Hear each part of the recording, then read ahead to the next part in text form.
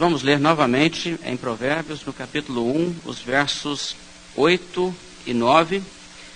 Esses dois versículos abrem para nós todo um conceito que é um dos conceitos predominantes, um dos temas predominantes no livro de Provérbios, que é o conceito de pais instruírem os seus filhos. Então, antes de prosseguirmos realmente nosso estudo, nós vamos explorar um pouco esse tema, conforme o livro de Provérbios nos apresenta.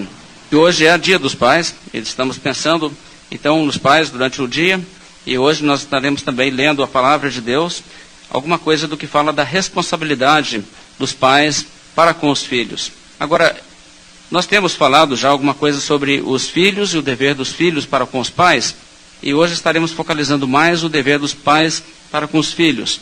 É uma verdade importante, irmãos, que a Bíblia nos traz em todas as áreas da nossa vida qual é a vontade de Deus. Ela não somente nos diz aquilo que devemos fazer no domingo, mas no decorrer de toda a semana.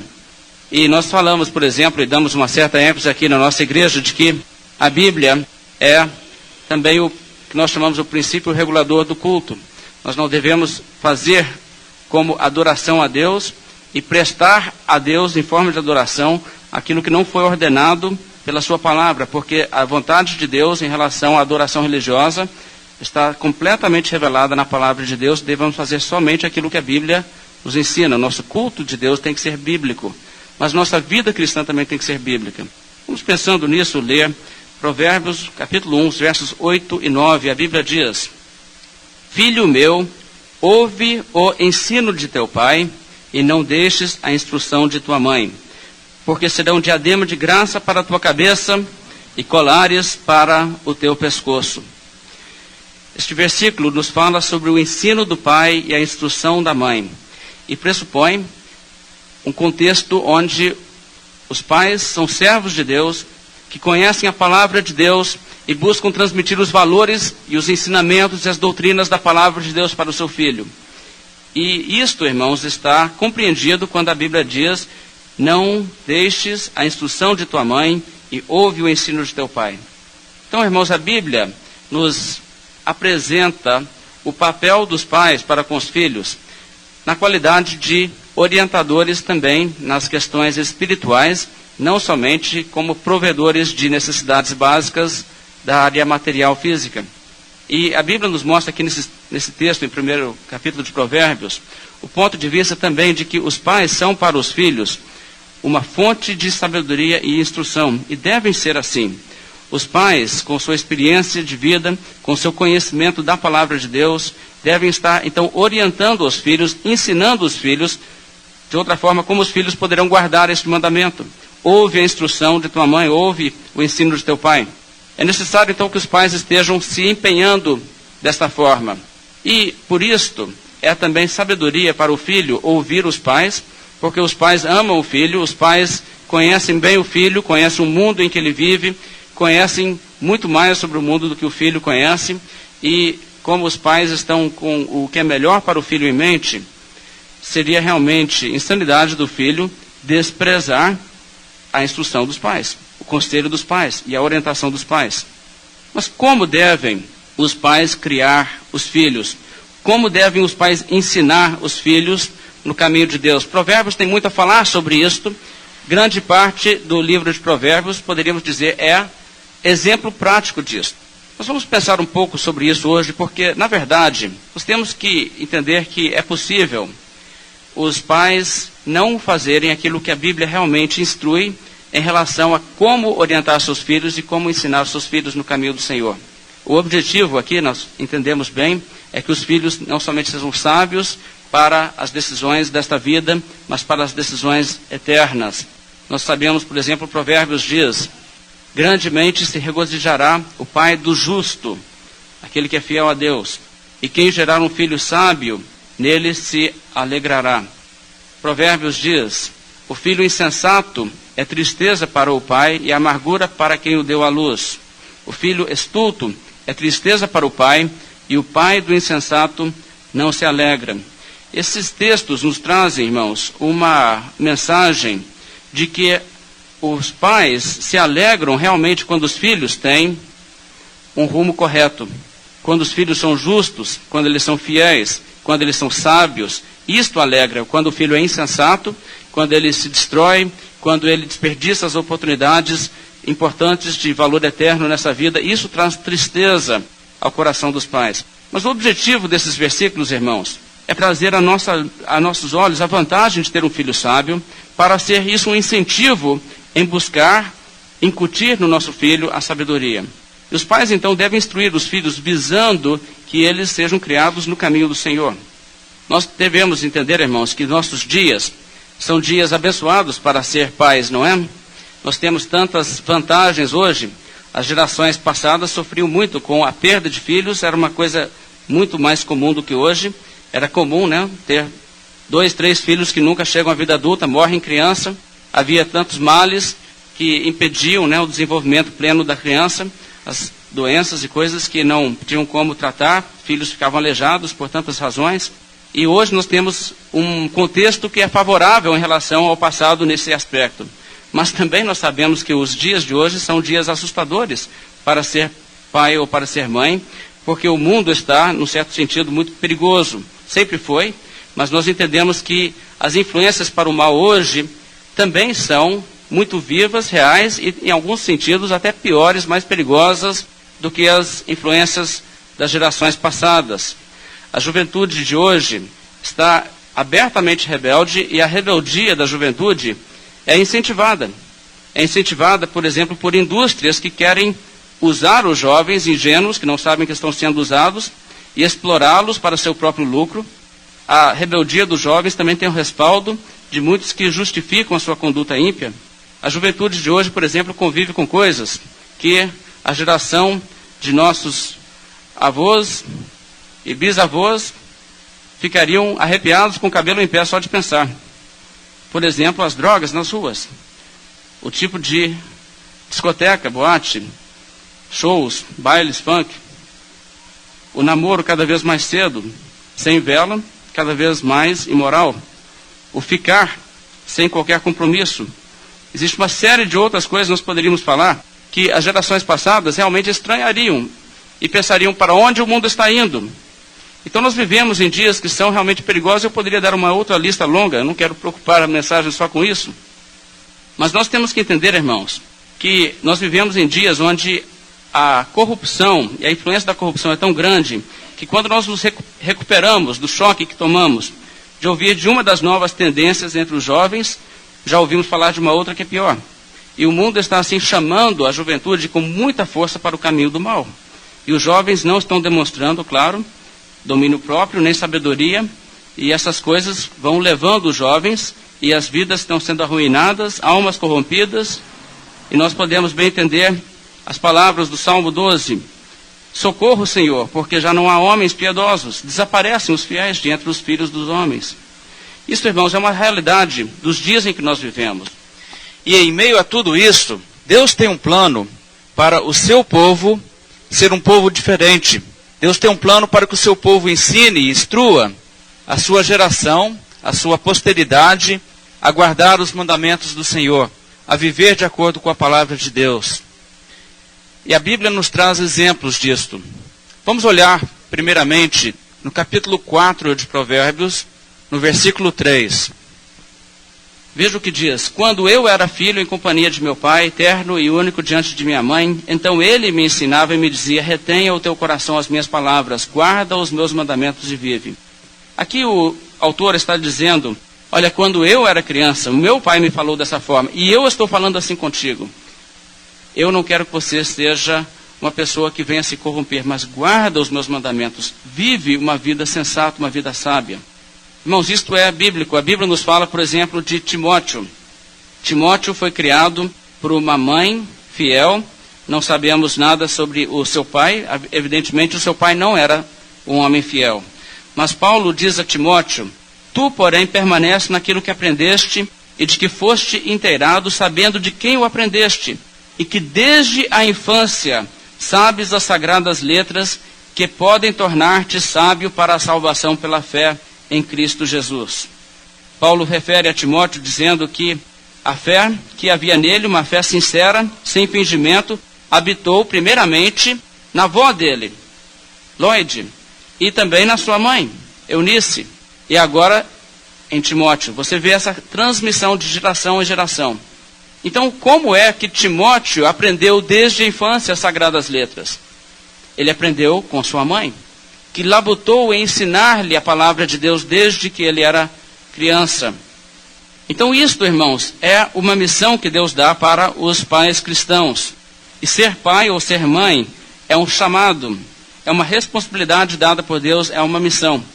E eu me lembro, na noite em que a Briana nasceu, a primeira das minhas duas filhas, que ela ficou, ali no hospital, numa cama lá, eu não podia chegar ali perto a certa altura, eles mantiveram ela lá fazendo alguns exames, e eu fiquei olhando ali, eu fiquei vendo aquela menina e pensando, que responsabilidade. Agora caiu na minha mão essa menina, e eu vou ter que dar um jeito de criá-la. É uma responsabilidade muito grande, não é? É um tesouro precioso. E nós sabemos que isso aí é uma coisa difícil de realmente encarar. Mas Deus realmente coloca em nossas mãos essa responsabilidade e diz, eu tenho um papel para você desempenhar na vida dessa pessoa. Você tem que instruir, você tem que dar orientação, você tem que buscar o que é melhor para ela. Irmãos, não é só levar na escola e colocar comida no prato e um teto sobre a cabeça. Isso, é claro, o dever dos pais, sendo possível fazê-lo, mas há muito mais do que isso. Gostaria de ler algumas palavras do livro que eu tenho citado a vocês, e muitas coisas aqui nesse estudo a essa altura vem desse livro, o Pastoreando o Coração da Criança. Ele diz assim: considerar a paternidade ou a maternidade como uma das tarefas mais importantes enquanto se tem os filhos no lar. Este é o seu chamado. É necessário criar os filhos no temor e na admoestação do Senhor. Não se pode conseguir isto sem investir a si mesmo em uma vida de comunicação sensível, através da qual se ajuda os filhos a entenderem a vida e o mundo de Deus. Não há nada mais importante. Você tem uma breve parte, eu achei tão importante essa linha, veja bem. Você tem uma breve parte da vida para investir a si mesmo nessa tarefa. Tem somente uma oportunidade para fazer isto. Não pode voltar atrás e refazer. Isso é uma coisa muito profunda, irmãos. Eu creio que há muitos pais, talvez eu poderia dizer todos os pais, que já têm os filhos criados, pensam, eu podia ter feito melhor. Se eu pudesse refazer, eu gostaria. E se isso é verdade, irmãos, eu não creio que nós vamos dar aqui a vocês uma fórmula que vocês que ainda não criaram os filhos, que vocês vão poder chegar nessa fase da vida, olhar para trás e dizer, eu já fiz perfeito. Mas o que eu quero trazer à nossa atenção, irmãos, é se isso é verdade, então é um desafio muito grande que não pode ser negligenciado. Nós temos que pensar, eu preciso buscar ser o melhor que eu posso nessa missão que Deus me deu. E eu devo buscar promover as melhores influências e evitar as más influências. E por isso, irmãos, a Bíblia nos ensina que os pais devem expor aos filhos ao ensino bíblico, levar à igreja, levar também à educação nas outras áreas, a escola mesmo, aprendizado, atividades saudáveis, tudo isso os pais devem buscar promover para os filhos. Mas mesmo que os pais façam um papel muito nobre, muito digno, um papel até mesmo heróico em criar os filhos, nós temos que entender que isso não garante nem um bom resultado, nem um mau resultado. Porque a Bíblia não nos ensina uma ideia determinista. Ou seja, se você cercar o seu filho das boas influências, então o resultado será sempre 100% bom. É um erro, irmãos, presumir que a criança é apenas a vítima indefesa das circunstâncias em que cresceu. Isso não é verdade. A criança também interage com as influências que estão sobre ela. E ela é individualmente responsável. Muitos cristãos adotam o que nós podemos chamar do determinismo cristão, onde eles pensam, se nós pudermos abrigar nossos filhos do mal, nós pudermos evitar que eles sejam expostos às coisas do mundo, levá-los na igreja, colocá-los em escola cristã, dar uma boa educação em casa, então, certamente, nosso filho vai virar um crente, vai estar fazendo a vontade de Deus toda a sua vida e vai se converter muito cedo. Isso realmente não é um pensamento correto. E por outro lado também, nós temos que entender que não é verdade que se os pais falharem o filho necessariamente não virará, né, uma pessoa que serve a Deus. E não buscará os caminhos do Senhor, e não será uma pessoa de nobre caráter. Às vezes acontece que as influências formativas na vida de uma criança são absolutamente caóticas. Mas a graça de Deus traz uma criança ao conhecimento de Deus e ele vive conforme a vontade de Deus. Nós podemos ver um exemplo disso em José. José foi, quando criança, criado dentro de um lar, que poderíamos dizer um lar complicado, um lar onde o pai dele tinha 2 mulheres. Ele nasceu da mulher favorita. Tinha mais filhos, a outra mulher. Então seus irmãos o odiavam. E ele era o xodó do pai. Uma situação totalmente desequilibrada e longe do ideal. Então, sendo o xodó do pai odiado, os irmãos dele deram um jeito de simular sua morte e o venderam e ele foi ser escravo. Não havia feito realmente nada de errado para merecer isso. Acabou sendo escravo, poderia ter se revoltado. Depois ele começou a trabalhar como escravo e foi fiel, foi bom para o seu mestre. Quando a esposa de Potifar procurou envolvê-lo, ele recusou em lealdade a Potifar e ao invés de ser recompensado foi parar na cadeia. E a situação foi só piorando, só piorando. Que criação maravilhosa, não é? Uma pessoa desse tipo poderia dizer: a vida foi injusta comigo, Deus foi injusto comigo, se amargurar e virar uma pessoa que somente resmungava, ressentido e irascível, até cínico e amargo, e dizer: a vida me fez ficar assim. Mas como foi a reação de José? Você vê que José teve uma atitude até de perdoar os irmãos, uma atitude de ser fiel a Deus, por mais que as circunstâncias fossem contrárias às suas expectativas, de forma que isso nos mostra claramente, irmãos, o ambiente não produz o resultado. O ambiente é a influência, mas o ambiente não produz o resultado. Existe sim a interação da pessoa com aquilo que ela está vivendo, e as pessoas são responsáveis de forma que ninguém pode dizer: a minha criação não foi boa, e isso é desculpa para qualquer tipo de conduta. Então as crianças são responsáveis diante de Deus, do modo como agem, do modo como reagem nas suas experiências de criação.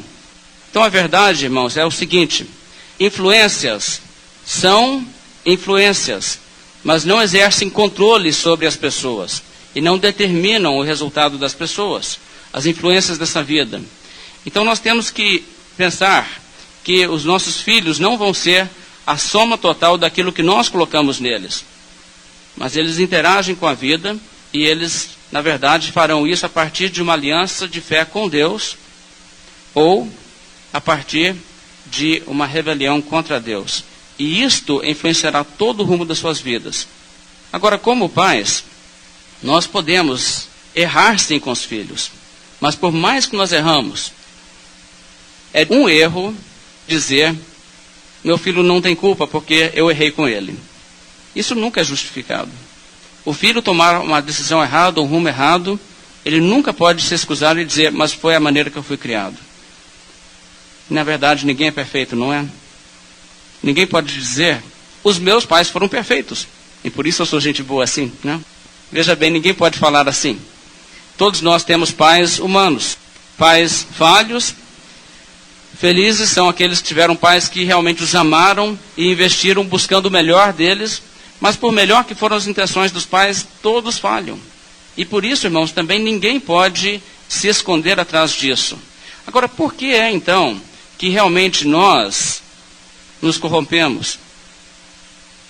Muitas vezes as pessoas querem criar essa ilusão de que a sociedade que corrompe, né?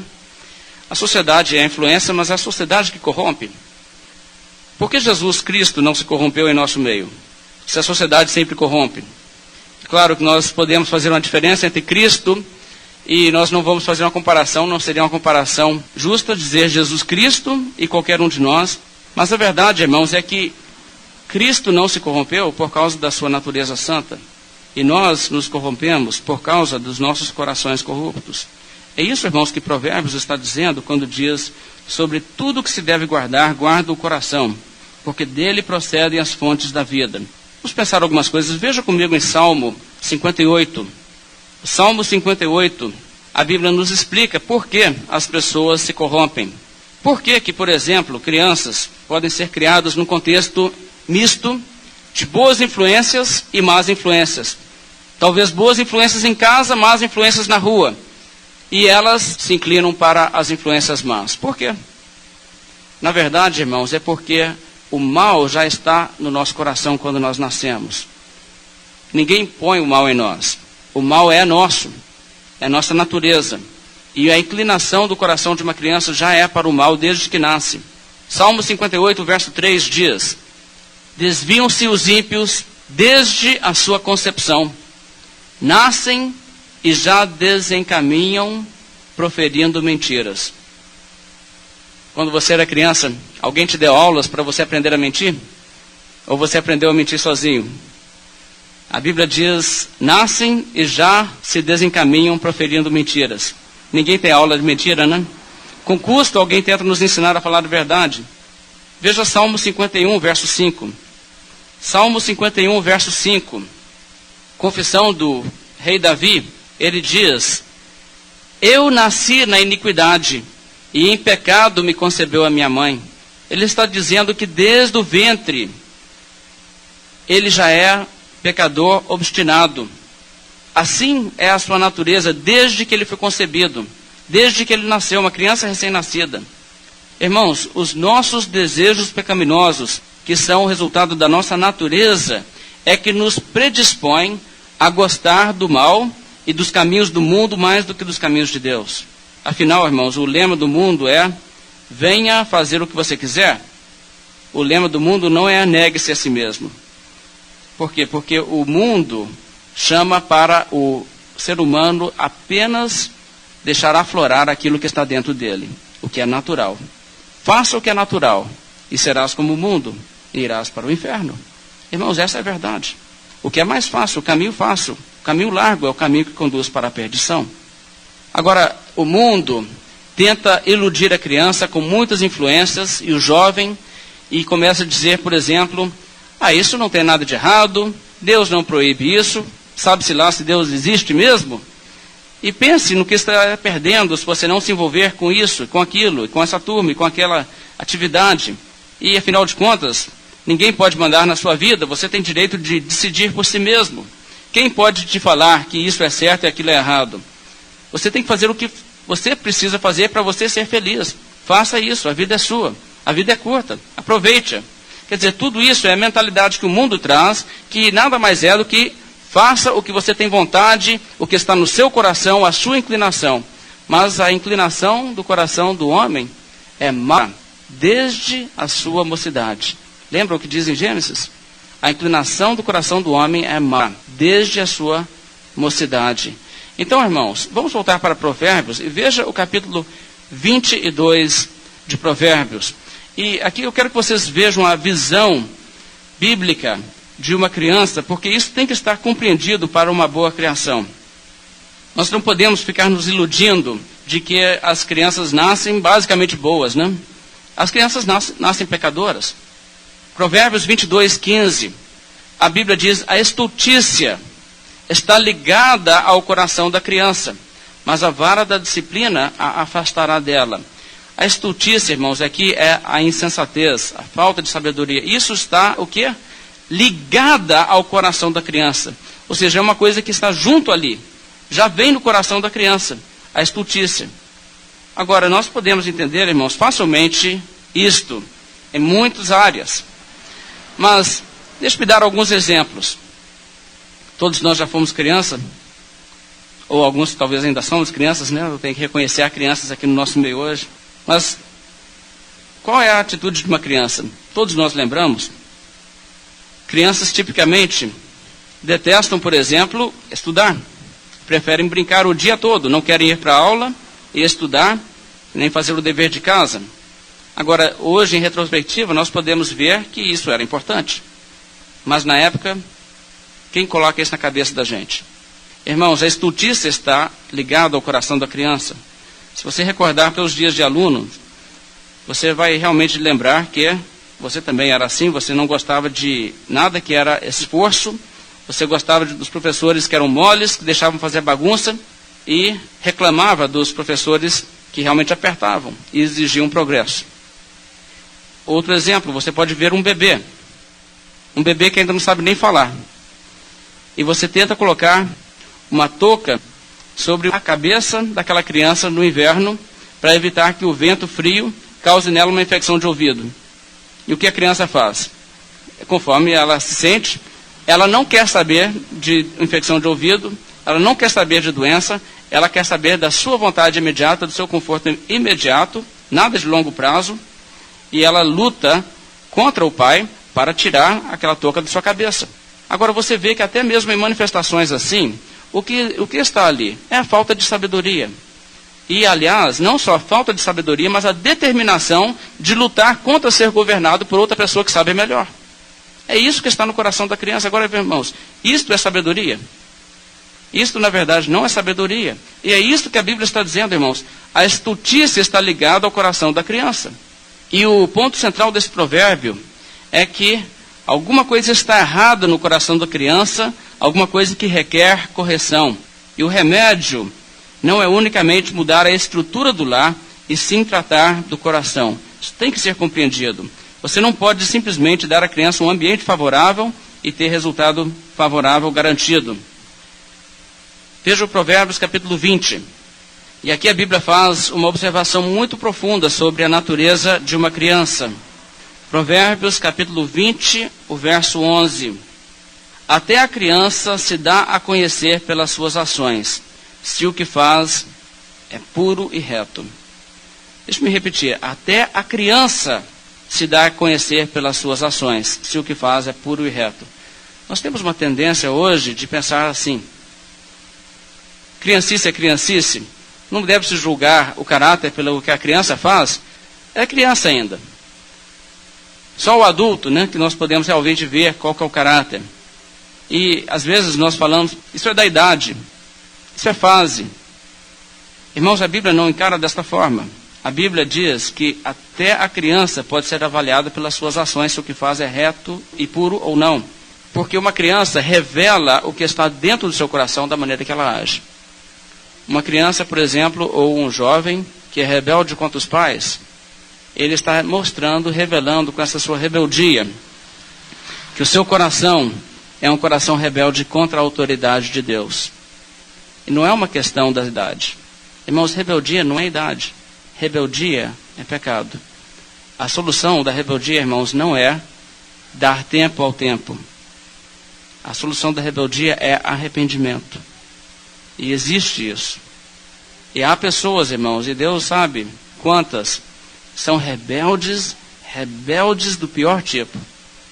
Mas se arrependem, caem em si e voltam para os seus pais, quebrantados, qual o filho pródigo.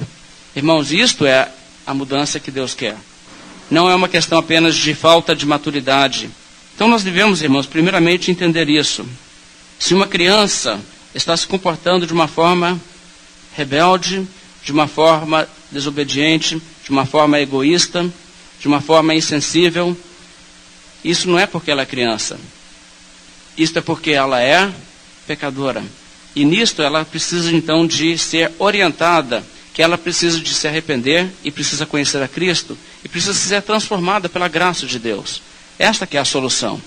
Então os pais devem orientar os filhos dessa forma. Sobre tudo que se deve guardar, guarda o coração, porque dele procedem as fontes da vida. Agora, vamos pensar sobre essa questão do coração. A Bíblia nos fala de que o procedimento e o comportamento das pessoas realmente vem do coração. Isso é o que Jesus também ensinou. Você se lembra, por exemplo, Jesus diz, porque de dentro do coração dos homens é que procedem os maus desígnios, a prostituição, os furtos, os homicídios, os adultérios, a avareza, as malícias, o dolo, a lascívia, a inveja, a blasfêmia, a soberba, a loucura. Ora, todos estes males vêm de dentro e contaminam o homem, diz Jesus Cristo. Essas coisas vêm de dentro, vêm do coração. O que o Senhor Jesus Cristo está ensinando, o que Provérbios está ensinando, irmãos, é que existe uma explicação da nossa conduta. Existe uma explicação de por que nós fazemos o que fazemos e por que falamos o que falamos. E a explicação é o coração. O coração é que determina a nossa conduta, nosso comportamento, nossa fala e tudo mais. A Bíblia diz, por exemplo, o homem bom, do bom tesouro do coração tira o bem, e o mal do mau tesouro tira o mal, porque a boca fala do que está cheio o coração. Veja bem, a boca fala do que está cheio o coração. Por que saem palavras que são impróprias? Porque o coração está cheio do que não deveria estar. Então, se nós observamos o comportamento, nós podemos ver através do comportamento o que está no coração. É isso que a Bíblia está dizendo. O comportamento é uma janela para o coração. E o comportamento pecaminoso denuncia um coração corrupto e rebelde contra Deus. Isso, irmãos, até mesmo numa criança. Até uma criança se dá a conhecer pela sua conduta. E se nós entendemos isso, temos que entender também que isso também é verdade sobre o comportamento santo. Uma pessoa que tem um novo coração, trará junto com o novo coração os seus frutos. Um coração transformado, e Deus pode transformar o coração. Tirar o coração de pedra e colocar o coração de carne, o coração sensível, o coração obediente à palavra de Deus. Então essa questão, irmãos, é a coisa principal que nós temos que entender aqui a esta altura. O coração é de onde vem o procedimento, é de onde vem tudo que nós fazemos na vida. Como diz a Bíblia, guarda o teu coração, porque dele procedem as fontes da vida. O coração dá o tom na vida.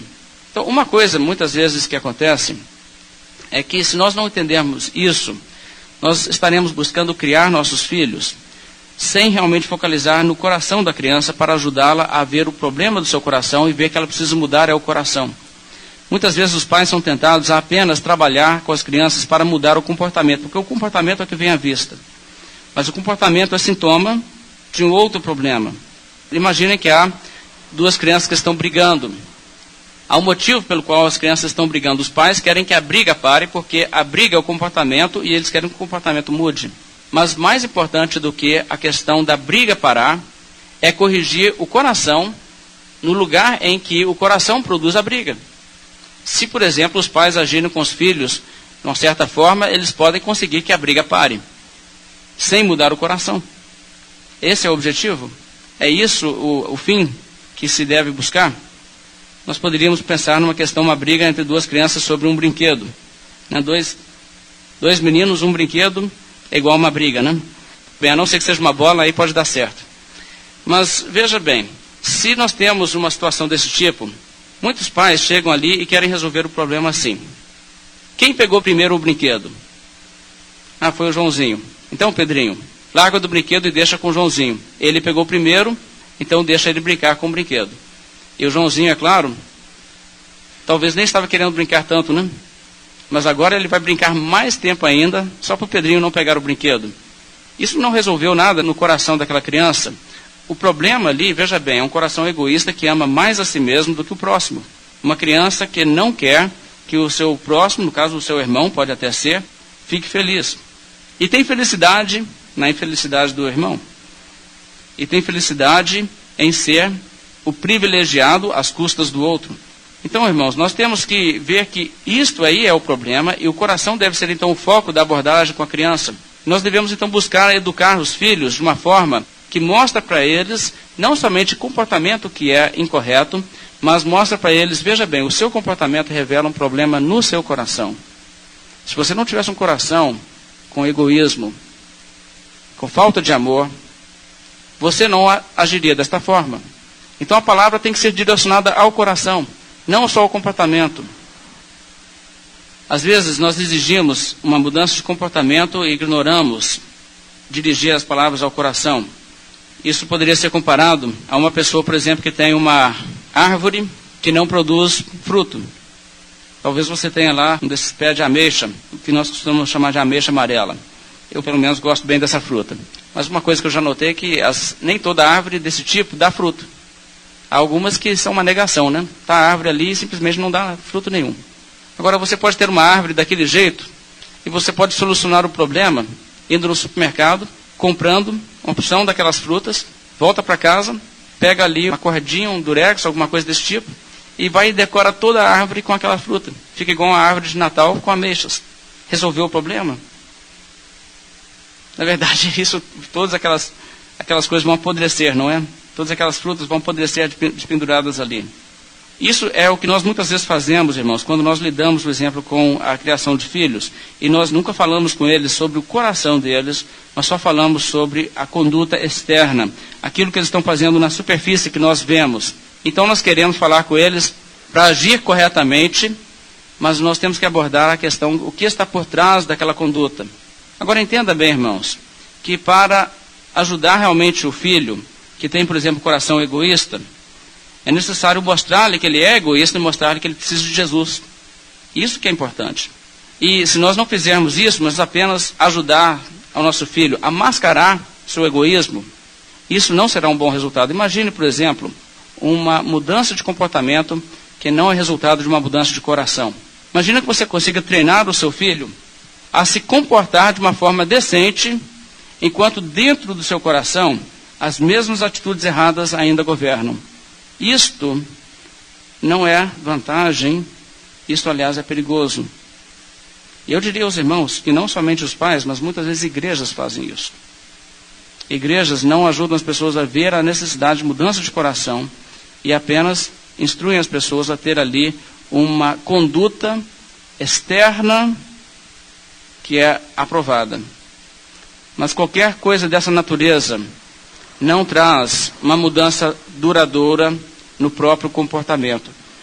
As pessoas precisam de um novo coração. As pessoas precisam de mudança de coração, porque do coração é que procedem as fontes da vida. E as atitudes do coração, se ficarem as mesmas de uma criança rebelde, mesmo que ela disfarce isso, realmente não houve ali progresso com a criança. Vamos então dar um exemplo que eu quero dizer com isso. Imagina você tem uma criança que briga e faz aquela briga feia, puxa o cabelo, aquela coisa toda, né? Dá umas dentadas, e aí você pega os dois e traz e diz: veja bem o que você fez. Peça desculpa agora. Aí ele vai lá rangendo os dentes: desculpa. Aí você diz: não é assim não. Peça desculpa sorrindo. Desculpa. Aí ele faz de novo.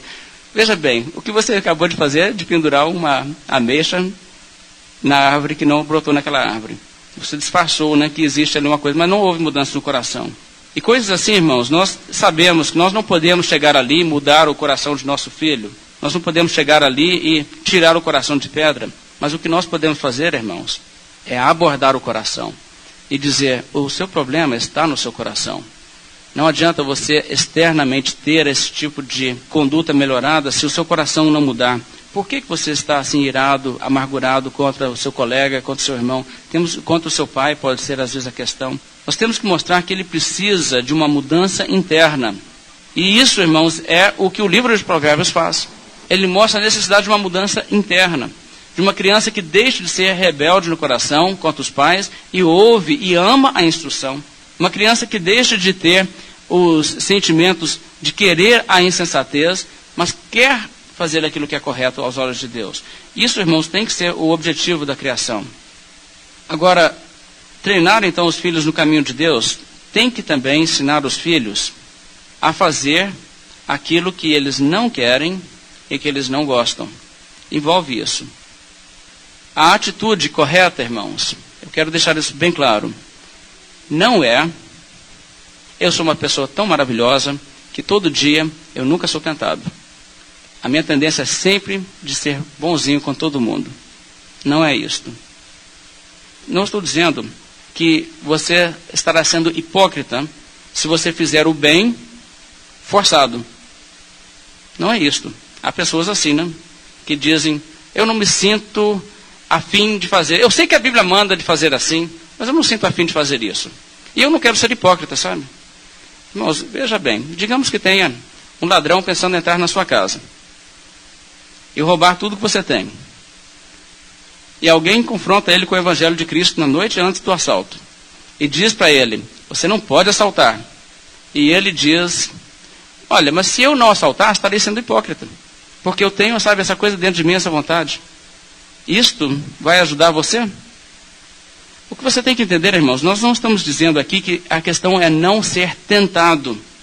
Tentado nós seremos, mas a questão é entender por que eu tenho essa tentação. entenderam o preciso de mudar de dentro para fora e buscar isso então em Cristo. É disso que nós estamos falando aqui, que é diferente do que apenas, né, fingir externamente, de que agora nós viramos, né, gente boa. Quando nós sabemos lá dentro, nós continuamos a mesma coisa podre de sempre.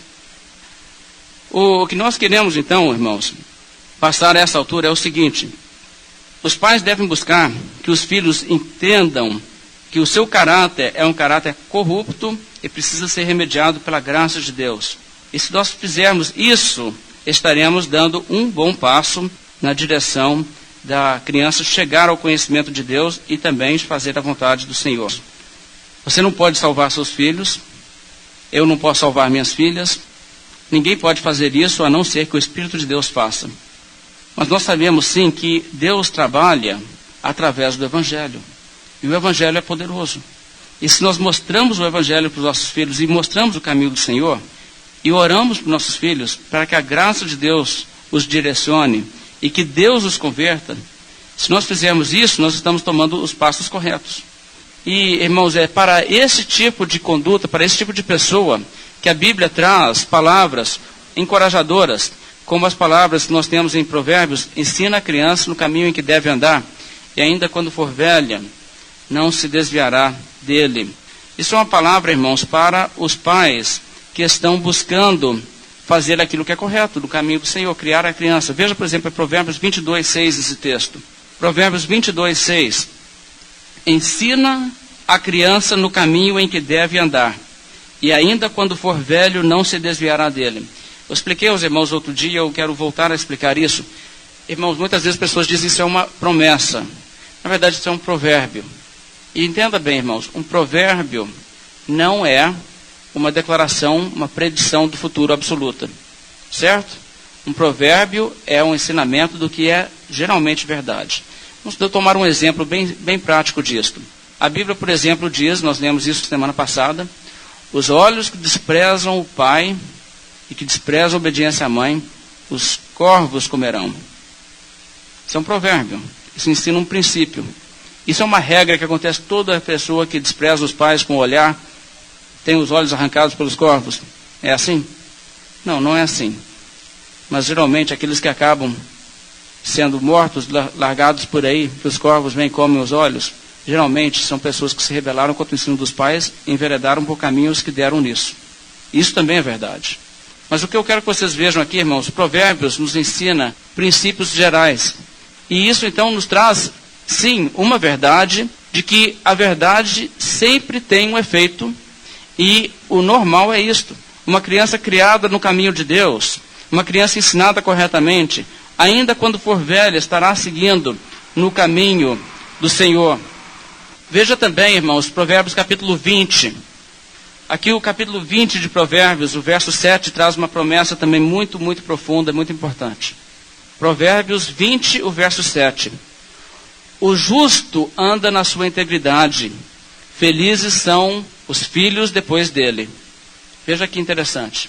É uma bênção o legado de pais justos. O justo anda na sua integridade, ou seja, ele vive uma vida correta e honesta, e isto é bênção, redunda em felicidade para os filhos depois dele.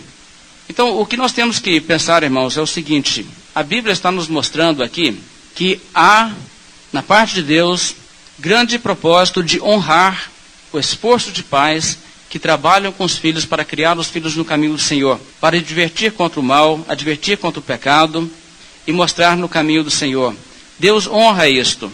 E por isto, irmãos, nós devemos, como pais, nos esforçar nesse sentido, buscar criar os filhos no caminho de Deus e buscar orientá-los a ver a necessidade da redenção da sua alma, do seu coração. E nós todos teremos limitações nisso. Mas a verdade, irmãos, é que quem salva e quem converte é o Senhor. E podemos clamar a Ele, que pela sua graça faça aquilo que nós não somos jamais capazes de fazer. Mas deixe-me concluir nossa mensagem hoje, falando de alguns aspectos que Provérbios mesmo nos traz, que revelam erros que os pais podem cometer. Porque hoje nossa mensagem é sobre isso. Sobre os pais buscarem ser uma influência positiva. Entendendo, irmãos, que os pais não vão determinar o destino da criança, mas vão influenciar.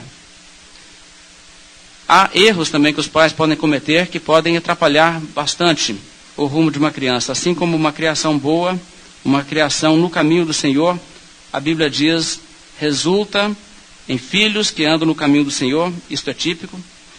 É verdade também, irmãos, que erros dos pais em aspectos vitais podem ser um problema para os filhos. E vamos olhar em Provérbios 26. Em Provérbios 26, nós encontramos aqui no verso 7 a seguinte palavra: as pernas do coxo pendem bambas, assim é o provérbio na boca dos insensatos. Veja o verso 9: como galho de espinhos na mão do bêbado, assim é o provérbio na boca dos insensatos. O que a Bíblia está procurando aqui nos falar? Irmãos, a Bíblia está nos falando aqui sobre um provérbio ser inútil, no verso 7, e no verso 9, fazer mal em vez de bem. Vamos entender o que eles estão dizendo aqui. Deixe-me explicar a questão dessa maneira. Se nós vamos realmente criar nossos filhos no caminho do Senhor, nós temos que ser fiéis e consistentes. Se nós vamos ensinar como a Bíblia manda, nós teremos que estar dispostos a criar não conforme os moldes da cultura, mas conforme a Bíblia ensina. Não como a sociedade pensa, mas como a Bíblia instrui. A Bíblia diz, não é? Não vos conformeis com este século, mas transformai-vos pela renovação da vossa mente, para que experimenteis qual seja a boa, agradável e perfeita vontade de Deus. Se nós vamos conhecer a vontade de Deus no nosso lar também, irmãos, não vos conformeis com esse século. Não viva como o mundo vive. Não tenha os valores do mundo. Não ande no conselho dos ímpios. Não vos conformeis com esse século. Não seja como o mundo. Se você quer conhecer a vontade de Deus, não vos conformeis com esse século, mas transformai-vos pela renovação da vossa mente. Agora, irmãos, nós estamos sempre ensinando. Nós não estamos apenas ensinando quando nós abrimos a boca falando. Isso é verdade com os filhos, é verdade no meio do mundo. Nós somos a luz do mundo. Paulo diz que nós somos a epístola que o mundo lê, porque o mundo não lê a Bíblia. Mas veja bem, nós estamos sempre ensinando. Sempre nossa vida é um ensino. E o que eu quero que vocês pensem comigo aqui é o seguinte: que valores nossas vidas ensinam? Que valores nós ensinamos aos nossos filhos em casa? Isso, irmãos, é bem importante, porque os filhos captam os valores da casa, sempre captam.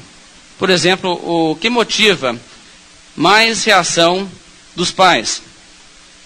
Quando um garoto, por exemplo, de 10 anos, quebra alguma coisa que custa dinheiro em casa, mas acidentalmente, sem culpa nenhuma, ou quando ele deliberadamente recusa a obedecer uma ordem dos pais. O que causa mais reação, mais preocupação nos pais? Quando a criança percebe que ele pode desafiar a autoridade dos pais e fica por isso mesmo, o que ele aprende? Isso aí não é grandes coisas. Grandes coisas são os bens materiais. Ou outro exemplo, irmãos, que nós podemos dizer: que valores, por exemplo, nós ensinamos com as decisões que nós tomamos todos os dias? Olha, muitas famílias têm sempre tempo para a prática de esportes, mas nunca são capazes de organizar sua família para dar lugar à palavra de Deus e aos cultos. Que valores são transmitidos quando a coisa é assim? Os filhos pegam a coisa no ar. Os filhos entendem. Trabalho é importante. Faça sol, faça chuva, papai vai trabalhar. Escola é importante. Faça sol, faça chuva, minha mãe me bota na escola. Igreja não é importante. Conforme tiver o clima, a gente vai ou não vai. Irmãos, é isso que nós ensinamos. Não adianta dizer, meu filho, a coisa mais importante é Deus, é a igreja. Isso tem que ser mais importante na sua vida. E você pratica o contrário, a criança percebe. A criança capta. E não há como, irmãos, esconder essas coisas, porque os filhos vivem conosco, eles nos conhecem bem. Que valores será que nós ensinamos em casa? Que valores nós transmitimos quando, por exemplo, a leitura bíblica, o culto, essas coisas são relegadas à última importância, mas a diversão, o entretenimento, essas coisas estão lá no mais alto de nossas prioridades. E essas coisas nós não perdemos por nada. É necessário praticar o que se prega, e é isto que esses provérbios estão dizendo. Eu queria que vocês olhassem de novo esses provérbios aqui, 26:7 e 26:9. O verso 7 diz: as pernas do coxo pendem bambas. Isso é uma figura muito forte, porque um coxo é aquela pessoa aleijada das pernas. As pernas estão ali, elas existem, Elas não foram amputadas, mas não valem absolutamente nada. Não se pode andar, correr, pular com elas. Elas pendem bambas. Só fazem vista. Efeito não tem. Assim é o provérbio na boca dos insensatos. Sabe o que é isso, irmãos? Isto é um modo de falar. Uma pessoa que aprende da Bíblia, aprende os provérbios, aprende a palavra de Deus, e sabe, citar a Bíblia e falar com o filho, o negócio é assim, assim, assim, mas ele não pratica, o provérbio não vai ter efeito. Igual uma perna de um coxo não vai andar. E o verso 9 diz, como galho de espinhos na mão do bêbado. Galho de espinhos na mão do bêbado. O bêbado costuma ser violento, até mesmo com pessoas que ele ama, não é? E ele pega uma coisa assim, ele pode machucar qualquer um. É uma coisa perigosa. O bêbado, ele não tem ali naquele momento um pensamento claro. Essa é a minha esposa, eu não vou bater nela. Esse é o meu filho, eu quero bem a ele, não vou bater nele. Como um galho de espinhos na mão do bêbado, assim é o provérbio na boca dos insensatos. Ou seja, uma pessoa que aprende os princípios da palavra de Deus, aprende o provérbio, essas coisas, e sabe citar, e sabe ensinar, mas ele mesmo não pratica. Ao invés de fazer bem, ele vai fazer mal àqueles a quem ele, na verdade, gostaria de não fazer mal. O que a Bíblia está nos mostrando aqui, irmãos, é uma verdade muito importante. Um dos piores erros que os pais podem cometer na criação dos filhos é a hipocrisia religiosa. É quando os pais não são sinceros pessoalmente com o Evangelho, com as coisas de Deus, mas instruem aos filhos em relação a eles serem fiéis a Deus e obedecer aos mandamentos de Deus. E cobram dos filhos os deveres dos filhos. Meu filho, a Bíblia diz, honra teu pai e tua mãe, obedecei vossos pais do Senhor. Mas eles mesmos não praticam essas coisas. Jesus falou sobre isso, irmão. Jesus falou sobre aqueles. Veja Mateus 23. Vou pedir que vocês olhem comigo o texto. Jesus falou sobre os fariseus que eram hipócritas. Eles, pessoalmente, conheciam profundamente a Bíblia, mas não praticavam a Bíblia. Jesus diz que eles sentavam-se na cadeira de Moisés, ou seja, eles se colocavam na posição de ensinadores da Bíblia.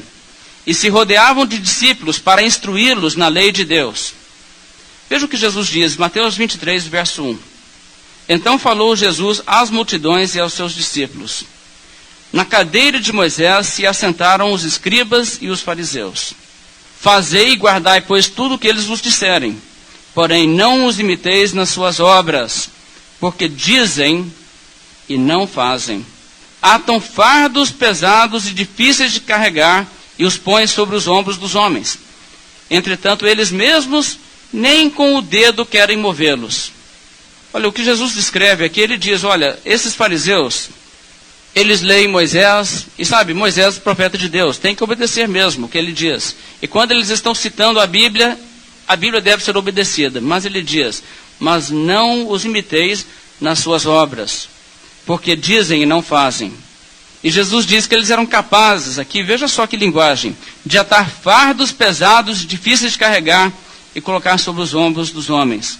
Mas eles mesmos nem com o dedo queriam movê-los. Ou seja, eles eram capazes, por causa do conhecimento da Bíblia que eles tinham, de colocar grande peso sobre a consciência das pessoas. E denunciar os seus pecados, fazer as pessoas se sentirem maus, sentirem que estavam prestes ali a cair no inferno. Mas eles mesmos não se preocupavam em viver de acordo com o que eles ensinavam. Irmãos, essa é uma receita muito perigosa para o lar. Você pode fazer grave dano espiritual para a vida do seu filho, se você tiver conhecimento suficiente da Bíblia, que você pode usar a Bíblia como instrumento de reprovação para os seus filhos e reprovar seus pecados. Meu filho, você fez assim? Você não sabe que a Bíblia diz? Você vai para o inferno. Você tem que arrepender. Você tem que ter as coisas de Deus em primeiro lugar. Mas você mesmo não vive de acordo com a palavra de Deus. Você consegue despertar culpa nele com questões de honestidade, de integridade, de pureza, de compromisso com as coisas de Deus, de amor ao próximo, de responsabilidade com seus deveres. Você consegue fazer ele ver tudo isso aí, o que a Bíblia ensina, mas você não vive do modo que você prega. O resultado disso, irmãos, frequentemente é que os filhos criados nesse contexto tomam uma antipatia tal de instrução religiosa que eles se tornam inalcançáveis pela pregação da palavra. Porque o que acontece é que os meninas criados nesse contexto vão desenvolver uma antipatia pela repreensão bíblica e vão desenvolver o pior tipo de cinismo e dureza de coração contra o Evangelho. Porque daí para frente, toda pessoa com quem eles encontrarem ao longo da vida, que vierem falar com eles do Evangelho e da necessidade de mudança, eles vão projetar para esta pessoa tudo aquilo que eles viram em casa. E eles vão pensar, eu sei como que funciona esse negócio. Eu sei muito bem como que é essa história. Essas pessoas que ficam falando, você tem que mudar, você tem que mudar, tem que mudar, e nem eles são assim. E eles se tornam cínicos, e eles podem ir na igreja e ouvir uma mensagem clara do Evangelho, clara da salvação, e na mente deles, consciente ou inconscientemente, eles estarão dizendo, eu já conheço bem essa história. O pregador é igual meu pai, é igual minha mãe. Ele sabe ficar lá na frente, ficar trovejando lá a palavra de Deus dias, mas eu aposto que na casa dele não é nada disso. Irmãos, e isto pode criar um coração inalcançável. Porque o primeiro referencial de autoridade na vida de uma criança é os pais. Pelos pais, eles compreendem a autoridade dos outros. Então é muito perigoso esse tipo de hipocrisia religiosa. As pernas do coxo pendem bambas, assim o provérbio na boca dos insensatos. Se você não pratica a palavra de Deus, mas você cita para o filho a Bíblia e os provérbios, não pense que isso será honrado por Deus e que isso terá efeito, como poderia ter, se houvesse por trás daquelas palavras um coração sincero. Irmãos, nossos filhos nos conhecem bem, eles nos veem dia a dia, e é necessário que nós pratiquemos o que nós pregamos, porque não adianta sermos fingidos na igreja, eles nos conhecem em casa. E uma segunda coisa com a qual estarei concluindo. Veja Provérbios capítulo 15, e na verdade é uma extensão da primeira coisa, só mais uma ramificação de tudo isso. Provérbios 15, o verso 17. Melhor é um prato de hortaliças, onde há amor, do que o boi cevado e com ele o ódio. Esse provérbio nos fala melhor isso do que aquilo. É um provérbio que nos dá uma comparação. E ele está falando de um contexto familiar, de uma casa, de um lar. O que esse provérbio está nos dizendo, irmãos, é simplesmente o seguinte: faz mais mal para uma criança um lar onde existe ódio do que apenas ter um prato de hortaliças de alimentação. Deixa-me colocar isso num exemplo prático. Digamos que um menino chega em casa da escola, ele entra pela porta e diz: mãe, o que nós vamos ter para o almoço? E a mãe diz: meu filho, hoje nós não temos nada que nós podemos comprar do supermercado, sabe? Nós só temos o chuchu que cresceu na horta. E ele diz: mas é isso que nós comemos semana passada todinha. Ela diz: pois é, meu filho, mas não tem outra coisa. Mas, ao redor da mesa existe um clima de amor. O filho é amado. Os pais se amam. Existe harmonia. Ninguém está ali olhando um ao outro com olhar duro, com olhar endurecido, aquela coisa assim de ressentimento acumulado. Já na casa do vizinho, na mesa, nós encontramos um banquete. O boi cevado. É carne da melhor qualidade. É tudo que o outro menino vizinho não tem. Mas nessa casa, há ódio. Quando este menino senta na mesa, os seus pais não se olham, eles não conversam. Há um relacionamento destruído ali naquele lar. Esse menino não tem um convívio familiar, sadio. E a Bíblia está dizendo, irmãos, que este contexto é pior do que o contexto do vizinho que só tem um prato de hortaliças. Esta família está dando menos para o filho do que a outra, que providencia amor no lar, um clima de harmonia e de aceitação um do outro, mas que não tem da melhor comida para a mesa. Veja também, irmãos, Provérbios capítulo 17 e o verso 1. Melhor é um bocado seco e com ele a tranquilidade, do que a casa farta de carnes e contendas. A mesma verdade. Aqui o exemplo é um pão seco, um pão velho, a única coisa que tem para comer. Mas com tranquilidade é melhor do que a casa farta de carnes e brigas e intrigas dentro do lar. Irmãos, é isso que a Bíblia está dizendo. Você faz mais mal ao seu filho com um ambiente onde não existe realmente amor no lar, do que com toda essa outra coisa aí que nós dizemos hoje, consideramos que é o mais importante de tudo, é ter uma alimentação saudável. Irmãos, que nós possamos, pela graça de Deus, entender a importância das boas influências, sermos, pela graça de Deus, uma boa influência para aqueles que Deus coloca em nossa responsabilidade de criar. Vamos nos colocar de pé, fazer uma oração.